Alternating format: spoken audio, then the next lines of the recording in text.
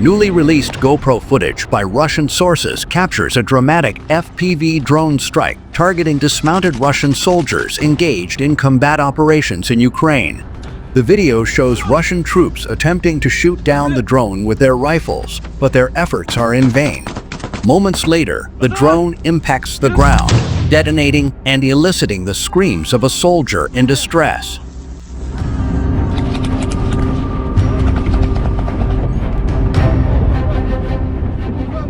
In another incident, footage highlights a substantial column of Russian armored vehicles advancing toward Ukrainian lines, only to encounter fierce resistance from drones, anti-tank guided missiles, and rocket artillery.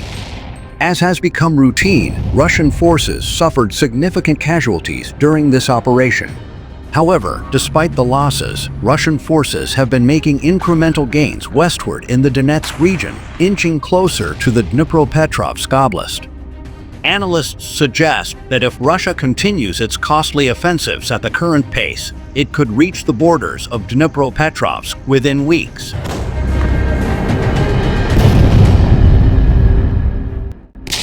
In a separate development, Ukrainian FPV kamikaze drones successfully targeted a Russian T-80 BVM tank north of Bakhmut, Donetsk region. The initial strike startled the crew, prompting the tank to flee. However, subsequent strikes resulted in the vehicle catching fire and ultimately being destroyed.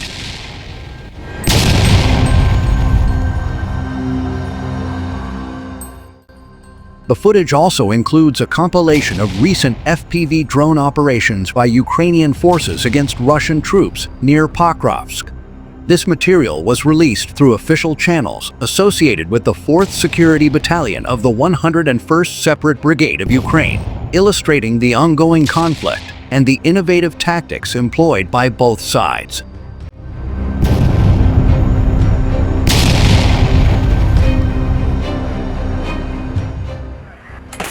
On September 21, Ukrainian forces reported 125 combat engagements along the front lines, marking one of the most active days in the ongoing war. According to the General Staff of the Armed Forces of Ukraine, more than half of these clashes took place in the Pokrovsk, Lyman, and Kurakov directions, areas that have become key battlegrounds in recent weeks. Russian forces intensified their attacks, launching 2 missile strikes, 63 airstrikes, and dropping 86 guided bombs across Ukrainian territory. Additionally, over 650 kamikaze drones were used, and nearly 3,400 strikes were carried out on Ukrainian defensive positions and civilian infrastructure. Despite these efforts, Ukraine's military claims it inflicted heavy losses on Russian forces, including the elimination of 1,440 Russian soldiers, the destruction of 21 tanks, 38 armored combat vehicles, and 58 artillery systems in just 24 hours.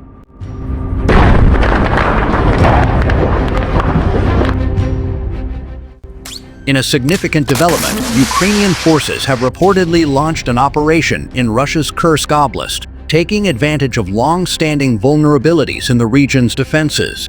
Analysts from the Institute for the Study of War highlighted how Russia had been aware of a possible Ukrainian incursion for months, but failed to adequately prepare. Leaked Russian military documents, obtained by Ukrainian forces and cited by The Guardian, reveal that as early as late 2023, Russian commanders in Kursk had been sounding the alarm about the risk of a Ukrainian offensive. Despite these warnings, defensive measures were either delayed or insufficient. Local Russian units were operating at just 60 to 70% of their intended strength, largely comprised of poorly trained reservists. Calls for enhanced drills, additional fortifications, and improved equipment were repeatedly ignored, leaving the region vulnerable to Ukrainian strikes.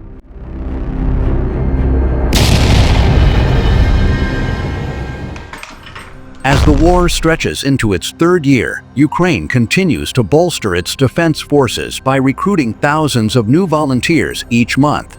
Alexei Bezhevets, a representative of Ukraine's defense ministry, reported that an average of 6,500 volunteers enlist monthly through recruitment centers. Currently, there are around 10,000 open positions within the armed forces, including vital roles such as UAV operators, medics, and mechanics. Beshevets emphasized that these recruitment centers are designed to offer a supportive environment for potential recruits, ensuring that no one is forcibly summoned or pressured into service, in accordance with Ukrainian regulatory rules. Nearly half of Russians now support withdrawing troops from Ukraine, according to a recent survey by the research group Chronicles and Extreme Scan. The survey, conducted from September 10 to 17, found that 49% of Russians would favor negotiations with Ukraine without achieving the Kremlin's military goals. This is the highest level of support for withdrawal since the war began in February 2022. Only 33% of respondents opposed such a move, while a majority expressed a desire for a peace agreement within the next year. The ISW noted in its latest report that Russian President Vladimir Putin is unlikely to order a new wave of mobilization in the short term, fearing it could destabilize his regime.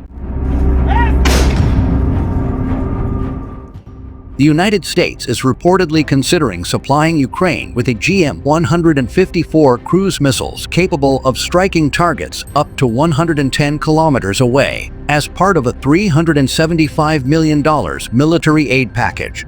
According to Politico, this would provide Ukraine with a significant upgrade in its ability to strike Russian forces from safer distances.